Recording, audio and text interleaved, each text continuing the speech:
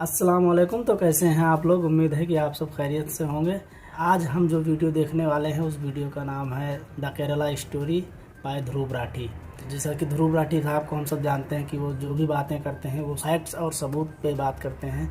तो आज हम उन्हीं की वीडियो देखने वाले हैं कि उन्होंने क्या बताया है इसके बारे में। चलिए देखते हैं पहले उनकी वीडियो को। और अगर आपने उनकी वीडियो को देख ली है तो बहुत अच्छी बात है, अगर नहीं देखी है तो ये वीडियो ज़रूर देखिएगा और ध्यान से सुनिएगा, आपको बहुत सारी चीज़ें समझ में आएगी। और ओरिजिनल वीडियो का लिंक आपको हमारे डिस्क्रिप्शन में मिल जाएगा, तो आप वहाँ पे जाके चेकआउट कर सकते हैं। तो आइए चलिए स्टार्ट करते हैं वीडियो को। नमस्कार दोस्तों, हाल ही में एक फिल्म रिलीज हुई द केरला स्टोरी नाम से, जिस पर बड़ी चर्चा हो रही है। इस फिल्म में दिखाया गया है कि कैसे केरला में एक खुफिया खेल खेला जा रहा है बेगुनाह औरतों को इस्लाम में जबरदस्ती कन्वर्ट करने का, और उन्हें आईसिस के पास भेजा जा रहा है। इस फिल्म के और फिल्म डायरेक्टर के अनुसार करीब 32,000 लड़कियों के साथ ऐसा किया गया है, जो कि आज के दिन सीरिया और यमन के रेगिस्तान में दफन है। क्या है इसके पीछे की असली कहानी और इस चीज में कितनी सच्चाई है, आइए जानने की कोशिश करते हैं आज के इस वीडियो में। केरला स्टोरी। मेरे जैसे 32,000 गर्ल्स कन्वर्ट होकर सीरिया और यमन के रेगिस्तान में दफन हो चुकी है। आज से करीब 100 साल पहले जर्मनी के तानाशाह एडोल्फ हिटलर ने अपनी एक किताब लिखी थी माइन काम्फ नाम से। इस किताब में इसने बताया था एक प्रोपेगेंडा टेक्निक के बारे में जिसका नाम था बिग लाई। हिटलर का कहना था लोगों को बहकाने के लिए इतना बड़ा झूठ बोलो, इतना बड़ा झूठ बोलो कि लोगों को लगे यार कोई इतना बड़ा झूठ थोड़ी बोल सकता है। कोई ये बात कह रहा है तो कुछ तो सच्चाई होगी इस बात में। जब झूठ इतना बड़ा हो, इतने कॉन्फिडेंस के साथ बोला जाए तो कुछ लोग उसे सच मान बैठते हैं। लोगों को लगता है यार कोई इतना बड़ा झूठा थोड़ी हो सकता है। इस टेक्निक के एडिशन में एक दूसरी प्रोपेगेंडा टेक्निक बताई थी हिटलर के प्रोपेगेंडा मिनिस्टर जोसेफ गोबल्स ने। गोबल्स ने कहा कि रेपिटेशन भी यहाँ पर बहुत जरूरी है। इस बड़े झूठ को बार बार दोहराते रहो। इतनी बारी इस बड़े झूठ को दोहराओ कि लोगों को 4 अलग अलग सोर्सेस से यही झूठ सुनने को मिले। ऐसा करने से लोग और कन्विंस हो जाते हैं। फिर एक तीसरी टेक्निक बताई जाती है हाफ ट्रूथ की।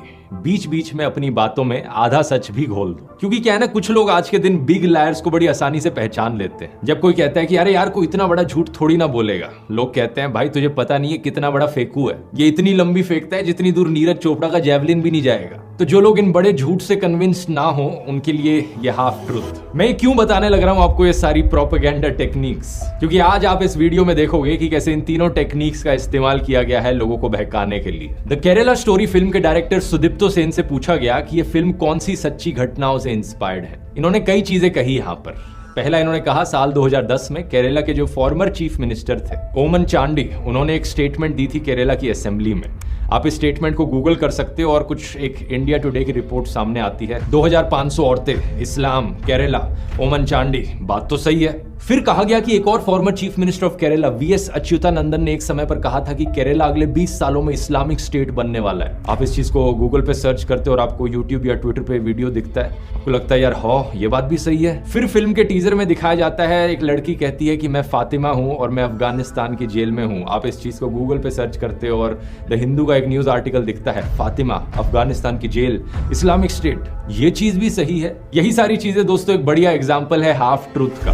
ज्यादातर लोग ऊपर से हेडलाइंस पढ़ लेते हैं लेकिन डिटेल में नहीं जाते। पहले आर्टिकल की बात करते हैं, साल 2012 का ये इंडिया टुडे का आर्टिकल।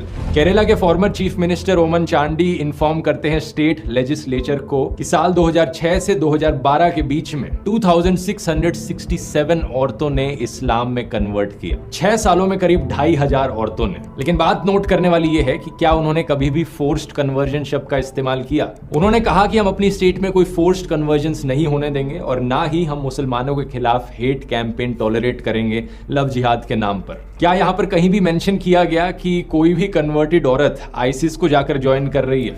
बिल्कुल नहीं। दूसरी साइटेशन देखते हैं, former chief minister VS Achuthanandan का इंटरव्यू। ये केरला के चीफ मिनिस्टर रहे थे 2006 से लेकर 2011 के बीच में। जो वीडियो फैलाया जा रहा है उनका पुराने वाला, इसे सनशाइन पिक्चर्स ने अपलोड किया था, सेम कंपनी जिसने फिल्म बनाई है। सबसे पहली चीज तो इन्होंने इंग्लिश सबटाइटल्स के साथ छेड़छाड़ करी। जो शब्द उनके द्वारा बोले जा रहे हैं और जो सबटाइटल्स यहाँ लिखे जा रहे हैं वो सही नहीं है। दूसरी चीज, यहाँ पर वीएस अच्युतानंदन एक्चुअली में पीएफआई को स्ट्रांगली क्रिटिसाइज कर रहे थे, ये कहते हुए कि वो और धर्मों के यूथ को इन्फ्लुएंस करने की कोशिश कर रहे हैं, जबरदस्ती पैसे देकर उनकी मुसलमान औरतों से शादी कराकर। यहाँ पर भी आईसिस का कोई मेंशन नहीं है। दूसरी चीज, स्टेटमेंट को दिए हुए 13 साल हो चुके हैं। केरला आज भी उतना ही सेफ सेक्युलर स्टेट है जितना 13 साल पहले था। अब अगले आर्टिकल को देखते हैं, जून 2021 का आर्टिकल। यह आर्टिकल बात करता है 4 केरला की औरतों के बारे में जो अपने हस्बैंड्स के साथ अफगानिस्तान गई Islamic state of Khorasan province join करने 2016 से 18 के बीच में। इनके हस्बैंड्स अलग अलग हमलों में मारे गए।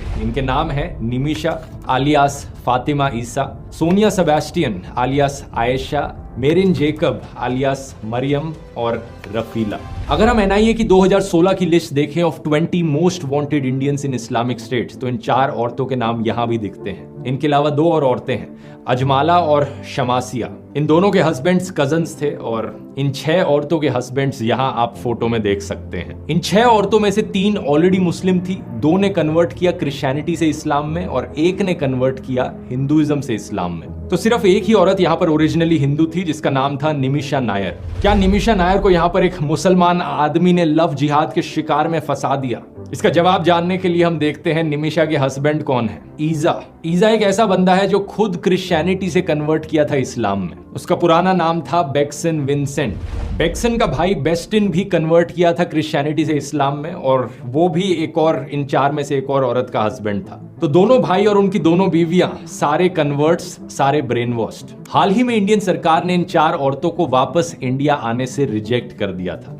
इनमें से 3 के video interviews Nimisha, Sonia Sebastian और रफीला के आप YouTube पर ऑनलाइन देख सकते हो, YouTube channel straight news global पर। 2020 में इन्होंने इंटरव्यू दिया था और वहां आप असली में देख सकते हो कि औरतें दिखने में कैसी थी, बात करने में कैसी थी और कैसा इनका बिहेवियर था।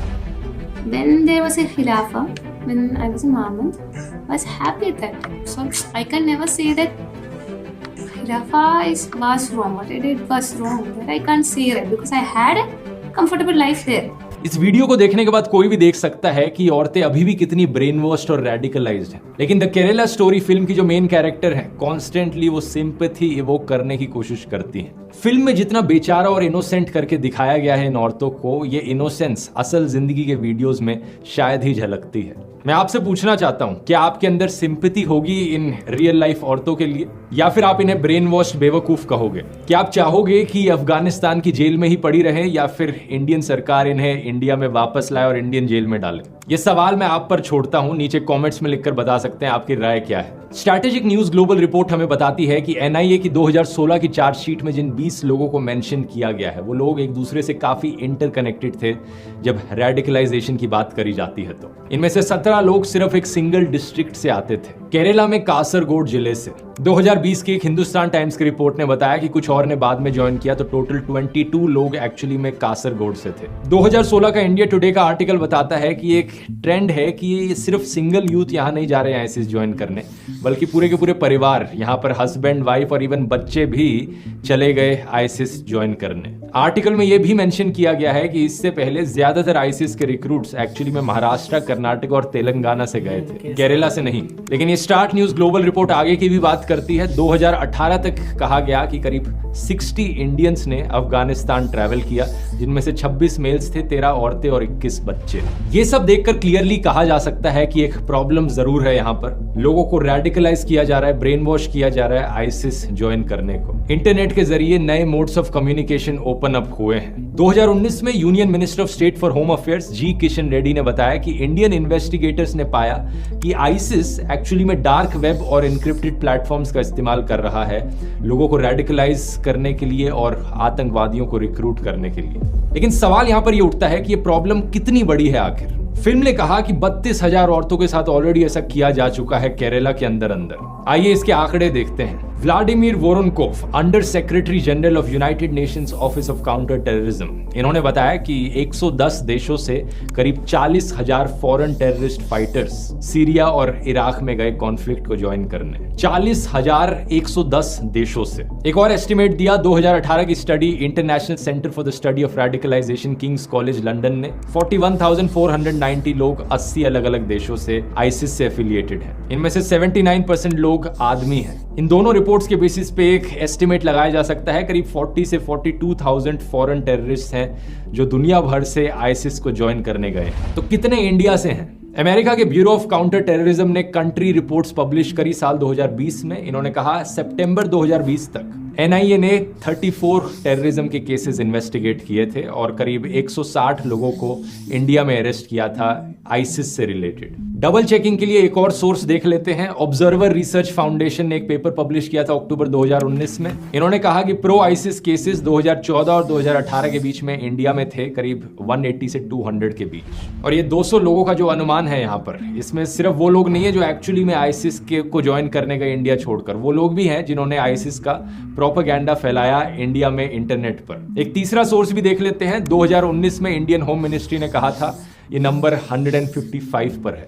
अगला सवाल ये कि ये तो ओवरऑल इंडिया के केसेस हुए, केरला में कितने केसेस हैं? तो ये जो 180-200 केसेस का नंबर है, इसमें से 40 केसेस केरला के बताए जाते हैं। तो 200 इंडिया में, 40 केरला में, लेकिन ये नंबर हमें ये नहीं बताता कि एक्चुअली में कितने लोग आईसिस ज्वाइन करने गए थे, क्योंकि इसमें और आईसिस एफिलिएटेड लोग भी हैं, प्रोपेगेंडा फैलाने वाले लोग भी इंक्लूडेड है। एक्चुअली में कितने लोग गए आईसिस को ज्वाइन करने इंडिया छोड़कर? यूएस की डिपार्टमेंट ऑफ स्टेट की रिपोर्ट ने बताया कि करीब 66 नॉन इंडियन ओरिजिन फाइटर्स थे जो आईसिस से एफिलिएटेड थे एज ऑफ नवंबर 2020। सही सुना आपने, सिर्फ 66। 2018 की स्टैट न्यूज ग्लोबल रिपोर्ट ने भी 60 का ही फिगर दिया था, तो ये नंबर उसके बड़े आसपास है। तो इस 60 के नंबर में से कितनी औरतें हैं?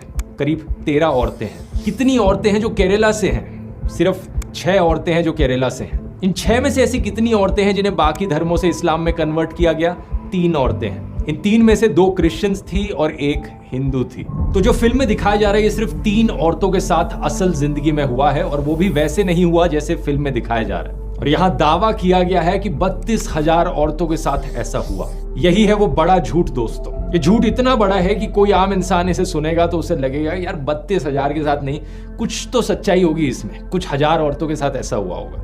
कुछ हजार नहीं तो चलो कुछ 100 औरतों के साथ ऐसा हुआ होगा। नहीं, सिर्फ 3 के साथ। अब आप में से कुछ लोग कहेंगे यार 32,000 हो या 3 हो, क्या फर्क पड़ता है, कहानी तो वही है ना। इसमें प्रॉब्लम क्या है? कई प्रॉब्लम्स हैं। पहला तो ये कि अगर 32,000 की जगह 3 का नंबर इस्तेमाल किया जाता है तो फिल्म का पूरा कॉन्सेप्ट ही फेल हो जाता है। ये कहना कि यहाँ पर एक खुफिया लव जिहाद की कंस्पिरेसी चल रही है, लड़कियों को फोर्सिबली कन्वर्ट करने की और उन्हें आईसिस भेजने की, और इस कंस्पिरेसी का नतीजा सिर्फ 3 औरतें निकली, तो इसका मतलब ये इंडिविजुअल केसेस हैं, यहाँ पर कोई कंस्पिरेसी नहीं हो रही है। दूसरा, इस लेवल तक जनरलाइज करना चीजों को और एग्जैजरेट करना एक बहुत ही बेवकूफी वाली चीज है। यही चीज अगर किसी और इंसिडेंट के साथ करी जाए तो आप कहोगे कि क्या बकवास है ये। एग्जाम्पल से समझाता हूँ। पिछले कुछ महीनों में हमें ऐसे 3 केसेस देखने को मिले हैं जहां पर किसी इंडियन सिटीजन ने चलती हुई फ्लाइट के अंदर किसी और पैसेंजर के ऊपर पेशाब कर दिया। अब इमेजिन करो कोई अमेरिका या जापान जैसा देश एक फिल्म बनाए यहाँ पर इंडिया स्टोरी नाम से, और उस फिल्म में दिखाया जाए कि कैसे ये इंडियंस तो हमेशा पेशाब ही करते रहते हैं औरों के ऊपर फ्लाइट्स में।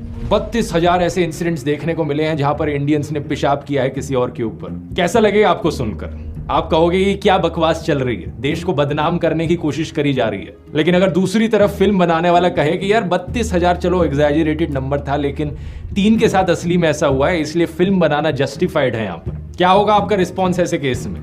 कोई सेंस है इस बात की? इसी तरीके से दोस्तों 3 लोगों के इंडिविजुअल केसेस को लेकर पूरी केरला स्टेट को बदनाम किया जा रहा है। इस चीज को लेकर जब फिल्म के डायरेक्टर से सवाल किया गया, पूछा गया कि भाई सोर्स क्या है आपके इस नंबर का, तो वो सवालों से भागते रहे। ऑल्ट न्यूज से बात करते वक्त उन्होंने कहा कि जब फिल्म रिलीज हो जाएगी तब मैं अपना डेटा बताऊंगा कि किस डेटा के आधार पर मैंने 32,000 बोला था। द क्विंट को उन्होंने कहा कि ऐसे सवाल पूछने से कोई फर्क नहीं पड़ता, इट इज वेरी क्लिशेड। जब फिल्म की स्क्रीनिंग हुई जेएनयू में तो इन्होंने कहा कि 32,000 वाला नंबर एक आर्बिट्ररी नंबर था, और जब बात कोर्ट में पहुंची तो इन्होंने फिल्म के डिस्क्रिप्शन से 32,000 वाला नंबर ही हटा दिया और 3 नंबर डाल दिया। सच बात तो यह है दोस्तों कि इन 3 औरतों की यह कहानी भी सुनाने लायक है। अगर ये कहानी सुनाई जाती बिना झूठ और प्रोपेगेंडा के। एक एक इंसान जिसे ब्रेन वॉश किया जाता है और रिक्रूट किया जाता है आईसिस में, वो एक पोटेंशियल थ्रेट है। लेकिन ये प्रॉब्लम कितनी बड़ी है इंडिया में एक्चुअली में, इसे आप बाकी देशों से कंपेयर करोगे तो बड़ी शॉकिंग चीज आपको जानने को मिलेगी। इंडिया में मैंने बताया था ये नंबर 66 के अराउंड है जो लोग आईसिस के प्रोपेगेंडा का शिकार बने। बाकी देशों से 2016 के डेटा के अकॉर्डिंग फॉर्मर सोवियत रिपब्लिक्स में 7000 लोग ऐसे थे। सिर्फ रशिया से 2500 लोग ऐसे थे। फ्रांस में 1700 लोग, जर्मनी में 760 लोग, यूके का नंबर भी 700 के अराउंड था। ये जो सारे देश हैं, इन सारे देशों की पॉपुलेशन इंडिया से कहीं ज्यादा कम है, लेकिन जो लोग आईसिस का शिकार बने वो इन देशों में कहीं ज्यादा है।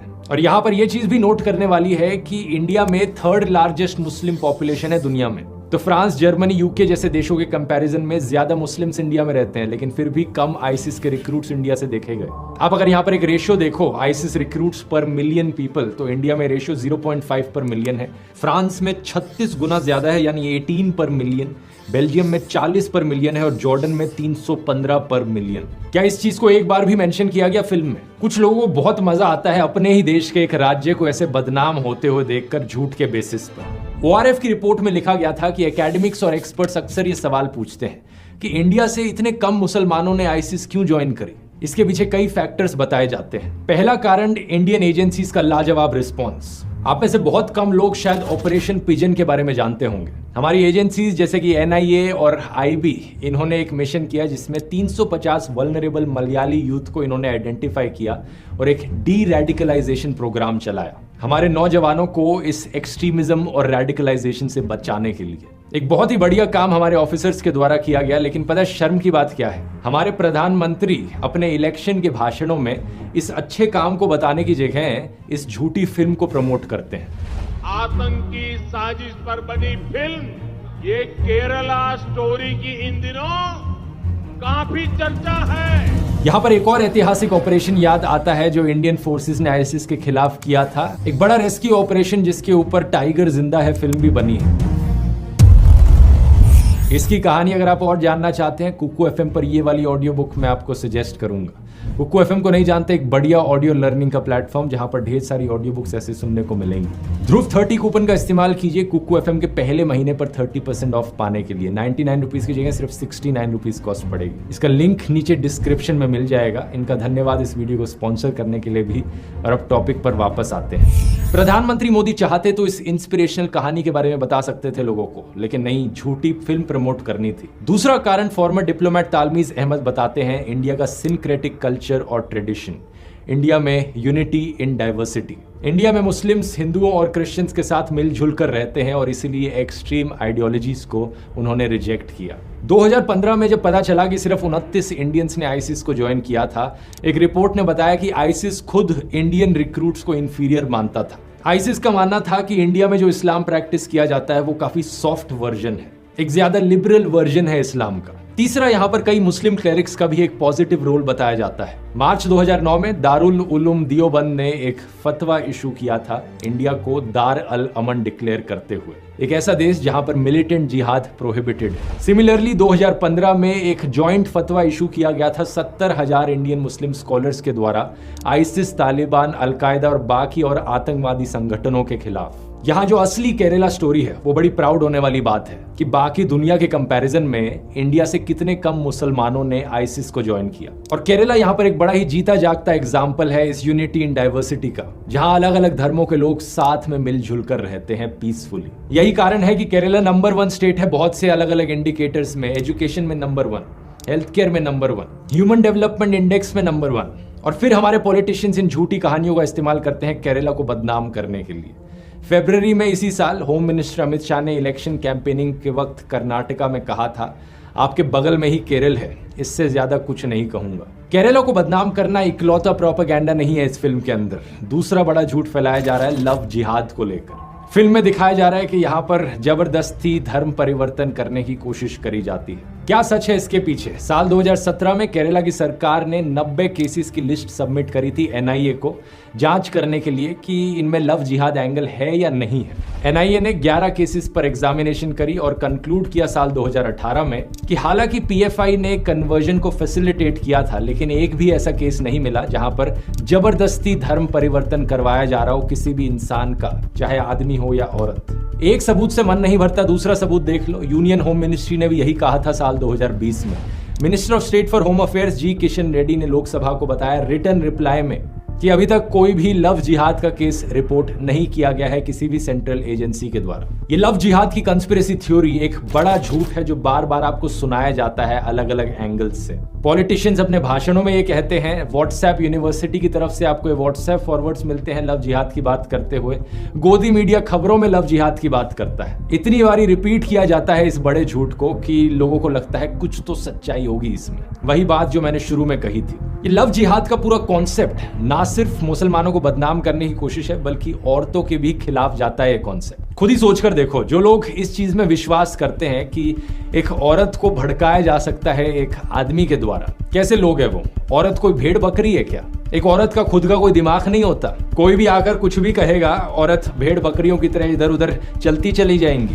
चाहे हिंदू औरत हो, मुस्लिम औरत हो, क्रिश्चियन औरत हो या किसी भी और धर्म की औरत हो, सभी औरतों को मिलकर इन धर्म के ठेकेदारों को बताना चाहिए कि भाड़ में जाओ, हमारे पास अपना दिमाग है। अगर कोई जबरदस्ती मुझे कन्वर्ट करने की कोशिश करेगा तो मैं पुलिस के पास जा सकती हूँ। और कानून भी ऐसा बनाया गया है कि अगर कोई जबरदस्ती कन्वर्ट करने की कोशिश भी करेगा तो उसे जेल जाना पड़ेगा। लेकिन सवाल ये कि कितना लोगों को एक्चुअली में कन्वर्ट किया भी जा रहा है इंडिया में।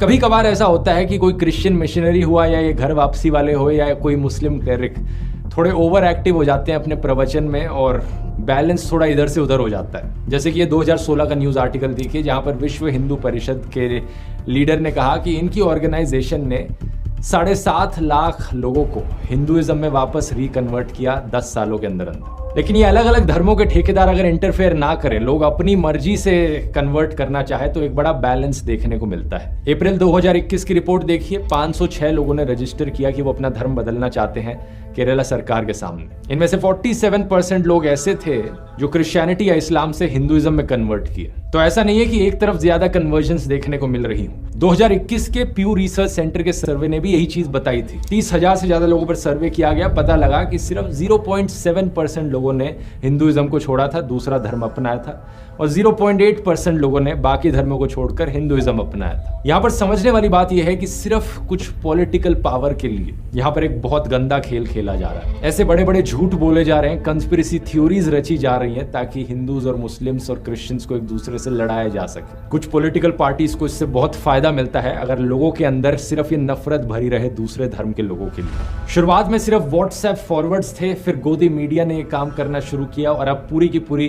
प्रोपेगेंडा फिल्में बनाई जा रही हैं लोगों को बहकाने के लिए। आज से 100 साल पहले हिटलर के समय में भी ऐसा ही होता था, बड़ी प्रोपेगेंडा फिल्में बनती थी। Triumph of the will, the traitor, Robert and Bertram, the eternal Jew, ढेर सारी ऐसी फिल्में हैं जो अपनी मन मर्जी से हिस्ट्री को डिस्टॉर्ट करती थी, ज्यूज को बदनाम करने का काम करती थी और जर्मन आर्यंस को ग्लोरीफाई करती थी। ऐसे ही बड़े बड़े झूठ उन फिल्मों में भी बोले जाते थे, रिपीट किए जाते थे ताकि लोगों को कन्विंस किया जा सके। ये लोग सिर्फ सत्ता और पैसे के लालच में आकर देश को अंदर से तोड़ने का काम कर रहे हैं। इन नफरत के सौदागरों को एक चीज याद रखनी चाहिए, हो सकता है ये सक्सेसफुल हो जाए थोड़ा बहुत डर, वायलेंस और नफरत फैलाने में, लेकिन याद रखना ये देश भी ऐसा है जिसने बहुत चीजें सही हैं। जब जब ऐसी ताकतों ने देश को बांटने की कोशिश करी है, देश के लोगों ने इकट्ठे होकर बाउंस बैक किया है। आखिर में मैं कहना चाहूंगा, अगर आपको इस टॉपिक पर फिल्म देखनी है तो नेटफ्लिक्स पर ये स्वीडिश टीवी सीरीज जाकर देखिए, द कैलिफेट नाम से। उस फिल्म में किसी को बदनाम नहीं किया गया है, कोई झूठ या प्रोपेगेंडा नहीं फैलाया गया है,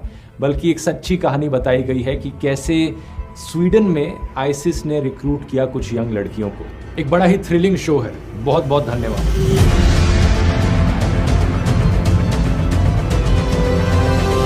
तो आप सभी को बहुत ही अच्छी तरीके से ध्रुव राठी साहब ने समझाया। उम्मीद है कि आप सबको ये वीडियो बहुत ही ज़्यादा पसंद आया होगा, और अगर पसंद आया होगा तो आप अपने दोस्तों में, रिश्तेदारों में शेयर करिएगा। और आप क्या सोचते हैं आप इस वीडियो के बारे में, आप हमें कमेंट सेक्शन में ज़रूर बताइएगा। और ये इस वीडियो को ज़्यादा से ज़्यादा शेयर करिएगा और हमारे चैनल को सब्सक्राइब करिएगा। आपको ऐसे ही अच्छे अच्छे टॉपिक पे वीडियो मिलती रहेगी इंशाल्लाह। वीडियो को करते हैं एंड, तो फिर मिलेंगे हम आप सभी से किसी और वीडियो में। तब तक के लिए आप सब अपना ख्याल रखिएगा और हमारे वीडियो को ज़्यादा से ज़्यादा अपने दोस्तों में शेयर करिएगा और हमारे चैनल को सब्सक्राइब करिएगा। तो मिलते हैं किसी दूसरी वीडियो में, तब तक के लिए खुदा हाफिज़, बाय।